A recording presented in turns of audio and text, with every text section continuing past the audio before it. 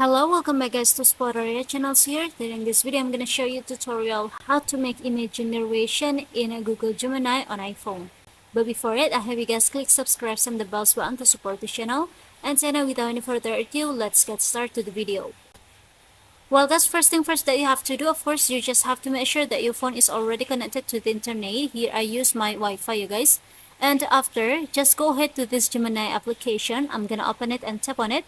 If you want to make a generation image, simply tap on this plus icon at the bottom at the left. I'm gonna tap on it. After, tap on this photo, yeah guys.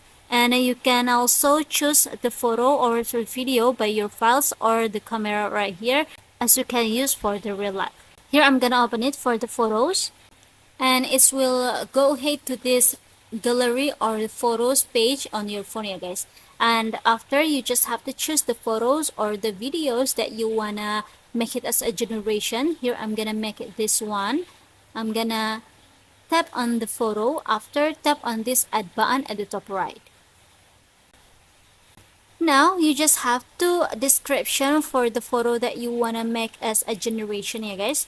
Here I'm gonna type it first, and here this is my description, yeah guys, which is make this girl using a red clothes with a blonde hair. So if you wanna generation it, you just have to tap on this arrow button at the bottom. Now we just have to wait for a moment, yeah guys. Google Gemini is processing your photo, and after, as you can see here at the bottom, the result of the description you type before, yeah guys. So if the photo is not matched with your description, you just have to tap on this column again to the specific description again, yeah guys. And yeah, I think it's enough guys for me. Thank you for watching this video. Don't forget to leave your like and comments below, and I'll see you soon on the next one. Goodbye.